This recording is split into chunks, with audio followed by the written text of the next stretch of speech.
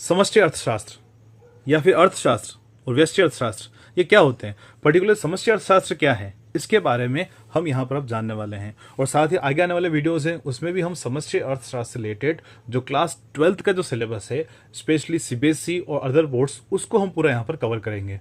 तो बच्चों, दोस्तों, साथियों, क्योंकि कुछ स्टूडेंट्स भी इसको देख रहे होंगे, कुछ टीचर्स हैं वो भी देख रहे होंगे, कुछ कंपटीशन एग्जाम की जो प्रिपरेशन कर रहे हैं स्टूडेंट वो भी इसको देख रहे हैं। तो सभी को यहाँ पर ये टॉपिक जो है, ये वीडियो जो है बहुत इंपॉर्टेंट होने वाला है सभी के लिए ये। तो शुरू करते हैं। यहाँ पर देखते हैं कि राष्ट्रीय आय और समुद्री समुच्चय, मतलब सीबीएसई में जो फर्स्ट यूनिट है या फिर सीबीएसई बोर्ड या सिलेबस की जो फर्स्ट यूनिट है, राष्ट्रीय आय और समुद्री समुच्चय, इससे रिलेटेड कौन कौन से टॉपिक होंगे, राष्ट्रीय आय किसे कहते हैं, इससे रिलेटेड समुद्री समुच्चय जो है, कभी हम जीडीपी बोलते हैं, कभी हम उसको सकल घरेलू उत्पाद कहते हैं, कभी हम राष्ट्रीय आय कहते हैं, कभी जीडीपी को बाजार कीमतों पर फाइंड किया जाता है, निकाला जाता है, तो कभी सकल घरेलू उत्पाद को साधन कीमतों पर निकाला जाता है। राष्ट्रीय आय क्या होती है, घरेलू आय क्या होती है, तो इन सब टॉपिक के बारे में हम यहाँ पर डिटेल में चर्चा करने वाले हैं। तो यहाँ से अब वीडियो की सीरीज स्टार्ट हो रही है। कुछ वीडियोस इसके इंट्रोडक्शन से रिलेटेड है, आगे आने वाले वीडियोस में हम राष्ट्रीय आय से रिलेटेड जो भी टॉपिक हैं, उसकी विधियाँ, इसके समुच्चय, इसके न्यूमेरिकल, सब के बारे में डिटेल में स्टडी करेंगे। ठीक है, तो आई होप आप वीडियो में बने रहेंगे साथ में, ताकि समष्टि अर्थशास्त्र, इकोनॉमिक्स से रिलेटेड जो बेसिक टर्म्स हैं, टर्मिनोलॉजी हैं, वो आपको अच्छे से समझ में आ सके। तो शुरू करते हैं। समष्टि अर्थशास्त्र का परिचय और राष्ट्रीय आय का चक्रीय प्रभाव। मतलब हमें यहाँ पर सबसे पहले समष्टि अर्थशास्त्र के बारे में समझना होगा कि समष्टि अर्थशास्त्र किसे कहते हैं और इससे रिलेटेड चक्रीय प्रभाव होता है, एक देश में आय का प्रभाव क्या होता है, उसको हम समझेंगे। तो समष्टि अर्थशास्त्र, सबसे पहले हम समष्टि अर्थशास्त्र को समझें कि समष्टि अर्थशास्त्र क्या है। हमें पहले अर्थशास्त्र के बारे में समझना होगा कि अर्थशास्त्र हम किसे कहते हैं, अर्थशास्त्र का मतलब क्या होता है। देखिए, अर्थशास्त्र भी सामाजिक विज्ञान की एक शाखा ही है, जिसमें हम वस्तुओं और सेवाओं के उत्पादन, वितरण, विनिमय और उपभोग का अध्ययन करते हैं। किसका करते हैं हम? उत्पादन, विनिमय, वितरण, इन सब का हम अध्ययन करते हैं। मतलब किसी वस्तु का उत्पादन कैसा होता है, उसका वितरण कैसा होता है, उनका लेन देन कैसा होता है, मोटे मोटे रूप से हम अर्थशास्त्र में इसको ऐसा बोल सकते हैं। और अगर हम इजी वे में कहें, सरल भाषा में कहें, तो अर्थशास्त्र इस बात का अध्ययन करता है कि लोग और समाज कैसे, उनके पास जो संसाधन होते हैं, वो उन संसाधनों का उपयोग कैसे करते हैं, उनका उपयोग करते अपनी इच्छाओं का पूर्ण कैसे करते हैं। मतलब एक उपभोक्ता, आप और हम ले लें, हमारे पास 500 रुपये का नोट भी है, तो उस 500 रुपये से हम किस प्रकार से अधिक वस्तुओं सेवाओं का उपभोग कर सकें, जिससे कि हमें अधिक से अधिक संतुष्टि मिल सके। तो अर्थशास्त्र में क्या है, अर्थशास्त्र में संसाधनों का आवंटन। अब संसाधनों का आवंटन चाहे वो व्यक्तिगत स्तर पर हो सकता है या वो सामूहिक स्तर पर हो सकता है, जिसमें देश के समस्त व्यक्ति हों, या देश की सरकार हो सकती है, पूरा राज्य हो सकता है। उनके पास जो संसाधन, उन संसाधनों का आवंटन वो किस प्रकार से करते हैं, मेन मुद्दा वो है, उस पर हमारा फोकस होता है थोड़ा सा। अब जब हम आर्थिक सिद्धांतों को समझते हैं या पढ़ते हैं, अर्थशास्त्र के सिद्धांतों को पढ़ते हैं, तो हमें यह पता चलता है कि कौन सी वस्तुओं सेवाओं का उत्पादन होता है और कितना उत्पादन होता है। एक बात तो ये, फिर वस्तुओं सेवाओं की कीमतें कैसे निर्धारित होती हैं।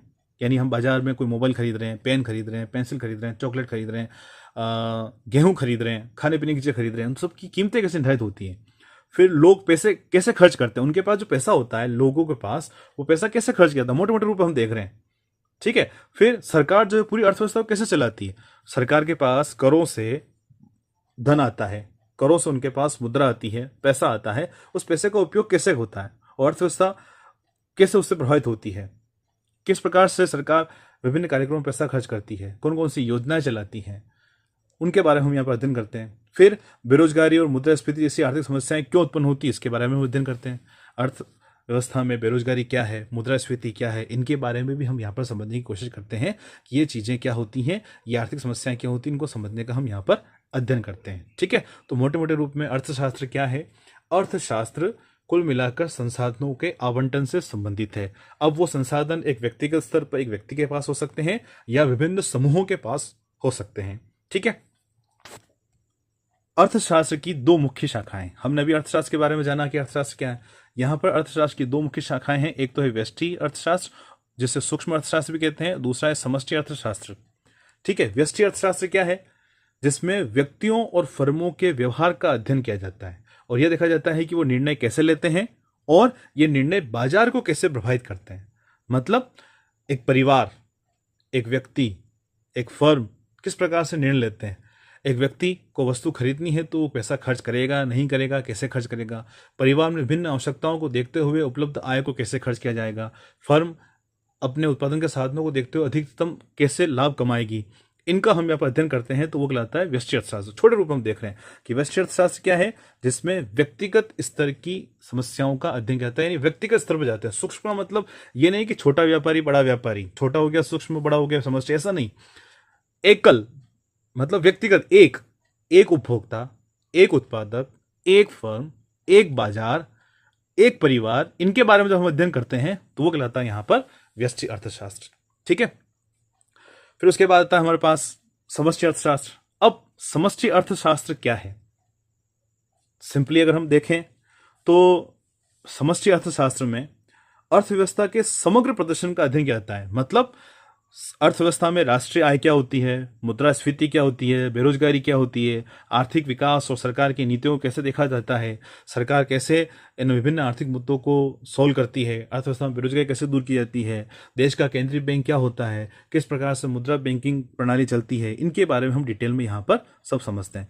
तो कुल मिला के बात ये आ गई है कि व्यष्टि अर्थशास्त्र में व्यक्तिगत स्तर की आर्थिक समस्याओं का अध्ययन किया जाता है और समष्टि अर्थशास्त्र में उन आर्थिक मुद्दों, उन आर्थिक समस्याओं का अध्ययन किया जाता है जो पूरी अर्थव्यवस्था को एक साथ प्रभावित करते हैं। जैसे कि केंद्रीय बैंक द्वारा लिए गए निर्णय, सरकार द्वारा लिए गए निर्णय, जैसे कि बजट में अनुदान हो गए, कर हो गए, सब्सिडी हो गई, ये सभी निर्णय जो हैं वो पूरे देश के व्यक्तियों को एक साथ प्रभावित करते हैं। तो ऐसे आर्थिक चर, आर्थिक मुद्दे, आर्थिक नीतियां जो पूरे देश के निवासियों को एक साथ प्रभावित करें, उसे हम समष्टि अर्थशास्त्र में अध्ययन करते हैं। ठीक है, अब अर्थशास्त्र क्या बताता है? अब हम अर्थशास्त्र को देखें, जानने की कोशिश करें तो अर्थशास्त्र ये बताता है कि किस प्रकार से एक उपभोक्ता अपना बजट बनाता है, जिससे कि अपने पैसे का, अपनी आय का प्रबंधन कर सके। ठीक है, फिर वो आर्थिक नीतियों से प्रभावित किस प्रकार से होता है, उसके बारे में हम यहाँ पर अध्ययन करते हैं। ठीक है, तो कुल मिलाकर हमने यहाँ पर व्यष्टि अर्थशास्त्र, समष्टि अर्थशास्त्र के बारे में डिटेल में स्टडी कर ली है, डिटेल में जान लिया है कि व्यष्टि अर्थशास्त्र क्या है और समष्टि अर्थशास्त्र क्या है। अब आपको कमेंट बॉक्स में ये बताना है कि व्यष्टि अर्थशास्त्र में हम व्यक्तिगत स्तर का अध्ययन करते हैं तो वो व्यक्तिगत स्तर क्या होते हैं, आपको कोई एक बताना है। ठीक है, अब हम इसमें आगे बढ़ते हैं। ठीक है, ये तो बात हो गई कि अर्थशास्त्र क्या है और व्यष्टि और समष्टि अर्थशास्त्र क्या होते हैं, मोटे मोटे रूप से हमने यहाँ पर समझ लिया है। अब हम इसमें आगे बढ़ेंगे कि समष्टि अर्थशास्त्र में आगे जो मेन टॉपिक हैं सिलेबस को कवर करते हुए उस पर थोड़ा सा हम आगे बढ़ेंगे। इसके मुख्य बोले तो फाउंडर कौन है, जन्मदाता कौन है, उन्होंने कौन सी बुक लिखी, समष्टि अर्थशास्त्र का उद्गम हुआ कैसे, इनके बारे में यहाँ पर थोड़ा सा अध्ययन करेंगे। तो जैसा कि आप यहाँ पर देख रहे हैं, अर्थशास्त्र की दो मुख्य शाखाएं हैं, वो हम देख चुके हैं। एक तो है व्यष्टि अर्थशास्त्र और दूसरा समष्टि अर्थशास्त्र। ठीक है, फिर जॉन मेनार्ड केन्स, केन्स जो हैं या किन्स जो बोलते हैं, उन्हें हम आधुनिक समष्टि अर्थशास्त्र का जनक मानते हैं। क्यों? क्योंकि जब 1930 की, ध्यान रखिएगा, 1930 में जो महामंदी आई थी, उसके बाद जॉन मेनार्ड केन्स ने राज्य की भूमिका को बहुत हद तक मतलब ठोस रूप से राज्य की भूमिका को, सरकार की भूमिका को पूरे समाज में, पूरे विश्व में बताया था कि सरकार की भूमिका क्या होती है जब इस प्रकार की कोई महामंदी आती। इसलिए और उन्होंने विभिन्न प्रकार के समष्टि अर्थशास्त्र संबंधित, निवेश संबंधित, कर संबंधित बहुत से सिद्धांत दिए हैं। इसलिए हम यहाँ पर जॉन मेनार्ड केन्स को समष्टि अर्थशास्त्र का जनक मानते हैं।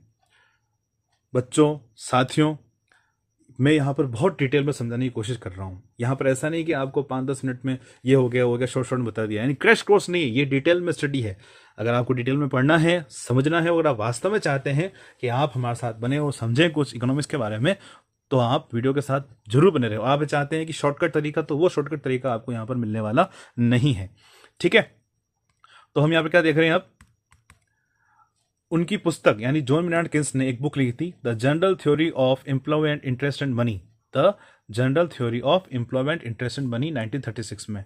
उन्होंने बहुत इंपॉर्टेंट एक बुक ली थी 1936 में, मंदी के बाद। उस बुक में उन्होंने सरकार की भूमिका के बारे में बताया था, विभिन्न सिद्धांत बताए थे, किस प्रकार से देशीय स्तर पर, पूरे राष्ट्र के स्तर पर ऐसे कौन कौन से आर्थिक सिद्धांत होते हैं जिनकी सहायता से आर्थिक विकास का जो मार्ग प्रशस्त किया जा सकता है, आर्थिक विकास पर कोई देश आगे बढ़ सकता है, देश में बेरोजगारी की समस्या का सोल्यूशन कैसे होगा, निवारण कैसे होगा, उससे हम सब यहाँ पर कहते हैं। अब ध्यान रखिए, समष्टि अर्थशास्त्र को हम आय और रोजगार का सिद्धांत भी कहते हैं।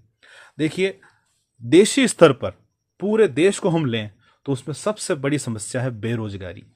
सबसे बड़ी समस्या क्या है यहां पर? बेरोजगारी। बेरोजगारी को कैसे दूर किया? मतलब अर्थव्यवस्था में समस्त व्यक्तियों को रोजगार कितना दिया जाए, रोजगार कितना मिले, यह बात यहां पर सबसे इंपॉर्टेंट बात है। सब व्यक्तियों को रोजगार मिले। अब सब व्यक्तियों को रोजगार मिले, इसके लिए जरूरी है कि अर्थव्यवस्था में ऐसी कौन कौन सी नीतियां हो, यानी अर्थव्यवस्था में आय का स्तर क्या हो। यानी अर्थव्यवस्था में आय, हम यहाँ पर सबसे पहले ये फाइंड करते हैं, ये जानते हैं कि अर्थव्यवस्था में आय का स्तर क्या होना चाहिए। माना कि अर्थव्यवस्था में 100 करोड़ आय होगी तो 100 करोड़ आय की मांग की जाएगी, मांग की जाएगी तो 100 करोड़ का उत्पादन किया जाएगा, और उस 100 करोड़ के उत्पादन में जितने भी लोग होंगे उन सबको काम मिल जाएगा। इसका मतलब यह है कि अगर हमें अर्थव्यवस्था में सभी लोगों को रोजगार देना है तो आय का स्तर निर्धारण करना होगा कि अर्थव्यवस्था में आय कितनी होनी चाहिए। आय बराबर होगी तो उसके बराबर मांग होगी, मांग होगी तो वस्तु का उत्पादन होगा, वस्तु का उत्पादन होगा तो उत्पादन के साथियों को काम मिलेगा, जो भी उत्पादन के साधन है उनको काम मिलेगा, उनको रोजगार अपने आप मिल जाएगा। तो इस प्रकार से हम यहां पर देखते हैं कि समष्टि अर्थशास्त्र को हम आय और रोजगार का सिद्धांत भी कहते हैं। ठीक है, और उसके बाद यह पूरी अर्थव्यवस्था पर केंद्रित है। उसका अलग संसाधनों का पूर्ण रोजगार, मतलब अर्थव्यवस्था में जितने भी संसाधन हो, चाहे भौतिक संसाधन हो, चाहे बोलते ना मानव संसाधन। एक तो भौतिक संसाधन होते हैं, एक होते हैं मानव संसाधन। तो दोनों ही प्रकार के संसाधनों को पूर्ण रोजगार मिले, उनको पूरा काम मिले, कोई भी साधन बेरोजगार नहीं रहे। भौतिक साधनों का अच्छा से अच्छा यूज हो, मानव संसाधनों का अच्छा से अच्छा यूज हो, कोई बेरोजगार नहीं रहे, इस पर यहां पर मेन फोकस रहता है। ठीक है, फिर आगे देखते हैं कि समष्टि अर्थशास्त्र राष्ट्रीय आय के डेटा संग्रह और विश्लेषण और अंतर्राष्ट्रीय आर्थिक नीतियों के साथ समन्वय में भी सहायता करता है। मतलब ये बताता है कि राष्ट्रीय आय का एकत्रीकरण कैसे किया जाएगा, कौन कौन सी विधियां होती हैं, और अलग अलग प्रारूप क्या होते हैं, घरेलू उत्पाद क्या होता है, राष्ट्रीय उत्पाद क्या होता है, उसके बारे में अध्ययन करते हैं। फिर अंतर्राष्ट्रीय आर्थिक नीतियां, मतलब एक देश से दूसरे देशों के बीच में होने वाले जो व्यापार हैं उनकी नीतियों का निर्धारण कैसे होता है। आयात निर्यात क्या होते हैं, आयात का मतलब क्या है, जब हम किसी दूसरे देशों से वस्तुओं को अपने देश में मंगाते हैं तो आयात कहलाता है, और अपने यहाँ से किसी दूसरे देशों को वस्तुओं को भेजते हैं, बेचते हैं तो उसे हम निर्यात कहते हैं। ठीक है, तो इस प्रकार से हम देख सकते हैं कि यहाँ पर समष्टि अर्थशास्त्र में किन किन चीज़ों को मुख्य रूप से अध्ययन किया जाता है। तो अभी तक हमने अर्थशास्त्र, व्यष्टि अर्थशास्त्र और समष्टि अर्थशास्त्र इनका शॉर्ट में अध्ययन किया था। अब हम आते हैं कि समष्टि अर्थशास्त्र क्या है। समष्टि अर्थशास्त्र का अर्थ, समष्टि अर्थशास्त्र किसे कहते हैं, यहां पर हम जानेंगे डिटेल में कि समष्टि अर्थशास्त्र क्या है, किन किन सिद्धांतों का, किन किन आर्थिक चरों का अध्ययन हम समष्टि अर्थशास्त्र में करते हैं। तो देख रहे हैं, सबसे पहले समष्टि अर्थशास्त्र जो है यह अर्थव्यवस्था में समूहों का अध्ययन करता है। समूह मतलब पूरा ग्रुप, पूरा देश हो गया। यहां पर समूह का मतलब क्या हो गया, पूरा एंटायर कंट्री, पूरा देश। ध्यान रखिएगा, पूरे देश को हम यहां पर एक इंडस्ट्री के बारे में अध्ययन करते हैं, वो व्यष्टि अर्थशास्त्र में आ जाता है, क्योंकि इंडस्ट्री एक इंडस्ट्री हो गई। मगर जब हम सभी इंडस्ट्रियों को एक साथ लेंगे, सभी उद्योगों को एक साथ ले लेंगे तो पूरा समूह हो गया, वो समष्टि अर्थशास्त्र में अध्ययन कहलाएगा। ठीक है, तो कुल मिलाकर हम यहां पर समूहों का अध्ययन करते हैं जो पूरी अर्थव्यवस्था को प्रभावित करते हैं। ठीक है, मतलब ऐसे डिसीजन, कुल मिला के बात यह है कि ऐसे डिसीजन जो पूरे देश की अर्थव्यवस्था को प्रभावित करते हैं, उनका अध्ययन, ऐसे निर्णय, ऐसी आर्थिक नीतियां, ऐसे मॉडल, ऐसे कार्यक्रम, ऐसे प्रोग्राम, ऐसी नीतियां, ऐसी योजनाएं जो पूरी अर्थव्यवस्था को प्रभावित करते हैं, उसे हम यहां पर समष्टि अर्थशास्त्र में उनका अध्ययन करते हैं। जैसे कि वो क्या हो सकते हैं, वो राष्ट्रीय आय हो सकता है, पूर्ण रोजगार, कुल मांग, सामान्य मूल्य स्तर पर केंद्रित है। यानी ये राष्ट्रीय आय, पूर्ण रोजगार, कुल मांग क्या है, हम आगे आने वाले वीडियो में डिटेल में समझेंगे। यानी ये ऐसे आर्थिक चर हैं, आर्थिक मुद्दे हैं जो पूरे अर्थव्यवस्था को प्रभावित करते हैं एक साथ।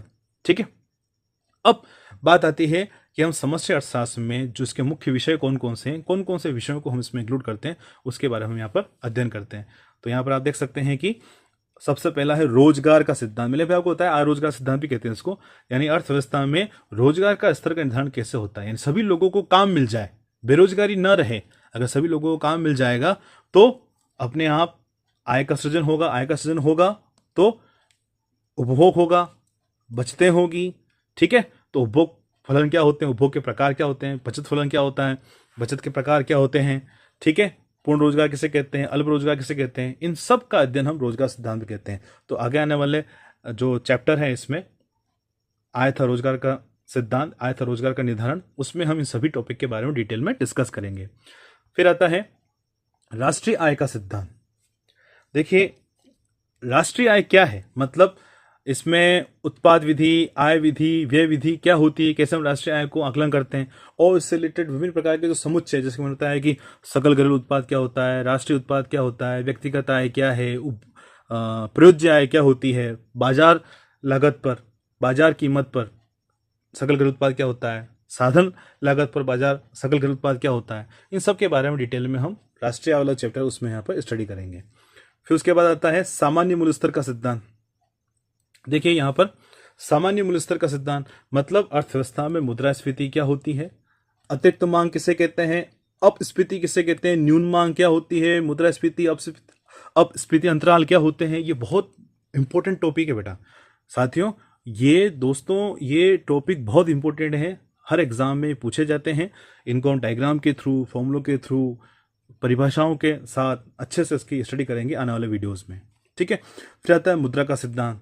अर्थव्यवस्था में मुद्रा क्या होती है और मुद्रा के कार्य क्या होते हैं, मुद्रा की पूर्ति कैसे की जाती है, नोट कैसे छापे जाते हैं, मुद्रा का निर्गमन कैसे होता है, अर्थव्यवस्था मुद्रा का चलन, मुद्रा चलन में कैसे आती है, क्या हम चेक को भी मुद्रा कहते हैं, नोट को ही मुद्रा क्यों कहते हैं, 500 रुपये के नोट को, 100 रुपये के नोट को, 5 रुपये के नोट को मुद्रा क्यों कहते हैं, चेक जो होता है उसको हर कोई व्यक्ति क्यों एक्सेप्ट नहीं करता है, नोट को क्यों एक्सेप्ट करता है, मुद्रा के विभिन्न प्रकार कौन से होते हैं, मुद्रा आपूर्ति क्या है, मुद्रा की मांग क्या है, इन सब के बारे में हम यहाँ पर स्टडी करते हैं। फिर आता है अंतर्राष्ट्रीय व्यापार का सिद्धांत, यानी एक देश से दूसरे देशों के बीच में होने वाले जो लेन देन है अर्थात आयात निर्यात हैं वो क्या होते हैं, भुगतान संतुलन क्या होता है, विदेशी मुद्राओं का निर्धारण कैसे होता है, हम $1 के बदले में 80 रुपये, 85 रुपये, 83 रुपीज़ दे रहे हैं, वो कैसे दे रहे हैं, क्यों दे रहे हैं, सबके बारे में डिटेल स्टडी करते हैं। फिर आता है आर्थिक विकास का सिद्धांत, यानी अर्थव्यवस्था में संसाधनों का पूर्ण उपयोग हो और साथ साथ देश में विकास का मार्ग कैसे प्रशस्त होगा और विकास के जो उद्देश्य हैं उसको हम कैसे प्राप्त करेंगे, आर्थिक विकास की तरफ कैसे बढ़ेगा देश, ठीक है। आर्थिक वृद्धि और विकास में क्या अंतर होता है, एक देश में वर्तमान में सभी व्यक्तियों को तो काम देना है, पर आने वाले समय में भी जो मांग होगी उसकी पूर्ति कैसे की जाएगी, सभी व्यक्तियों को रोजगार कैसे मिलेगा, वो सब निर्धारण भी इस समष्टि अर्थशास्त्र में कहता है। तो कुल मिलाकर दोस्तों समष्टि अर्थशास्त्र में हम यहाँ पर बहुत सारी कॉम्प्रिहेंसिव, विस्तृत रूप से एक अर्थव्यवस्था को पूरे मतलब बोलते हैं ना एक बड़े रूप से इसकी निगरानी करते हैं, देखते हैं कि एक अर्थव्यवस्था किन किन घटकों से प्रभावित होती है, बचत क्या होती है, निवेश क्या होते हैं, कर क्या होते हैं, सरकार जब निवेश करती है, कर अधिक लगाती तो अर्थव्यवस्था में आय के स्तर प्रभावित होता है, कुल मांग कैसे बदलती, अर्थव्यवस्था में कुल मांग कैसे बदल जाती है, अर्थव्यवस्था में रहने वाले सभी निवासियों के जो आर्थिक व्यवहार है वो कैसे बदल जाते हैं, उन सब का अध्ययन यहाँ पर समष्टि अर्थशास्त्र में करते हैं, ठीक है। तो साथियों इस वीडियो में इतना ही। आगे आने वाले वीडियो में हम पूंजीवादी अर्थव्यवस्था और इसकी क्या विशेषताएं होती है, साथ में आय का चक्रीय प्रभाव क्या होता है, उसके बारे में थोड़ा सा डिस्कस करेंगे। तो इस वीडियो में हमने जाना कि अर्थशास्त्र क्या है, व्यष्टि अर्थशास्त्र क्या है, समष्टि अर्थशास्त्र क्या है, और समष्टि अर्थशास्त्र को डिटेल में यहाँ पर समझने की कोशिश की कि ये क्या है। हमने यहाँ पर शुरुआत की है, तो हो सकता है वीडियो थोड़ा ये लंबा हुआ है, और मैंने आपको पहले कहा है कि मैंने बहुत डेप्थ में जाकर समझाने की कोशिश की है। अगर आप चाहते हैं कि आपको इकोनॉमिक्स का, अर्थशास्त्र का डिटेल में नॉलेज मिले, आप शॉर्टकट नहीं चाहते हैं, तो आप इकोनॉमिक्स गुरुजी के साथ बने रहिए। अगर आपको हमारी मेहनत अच्छी लगी है तो वीडियो को एक छोटा सा लाइक जरूर करिएगा और कमेंट में वीडियो कैसा लगा बताइएगा। साथ साथ मैंने आपको एक क्वेश्चन पूछा था कि व्यष्टि अर्थशास्त्र में हम किन मुद्दों का अध्ययन करते हैं, किन आर्थिक चरों का अध्ययन करते हैं, ठीक है, वो आपको यहाँ पर बताना है। मिलते हैं नेक्स्ट वीडियो में। Thank you, bye bye.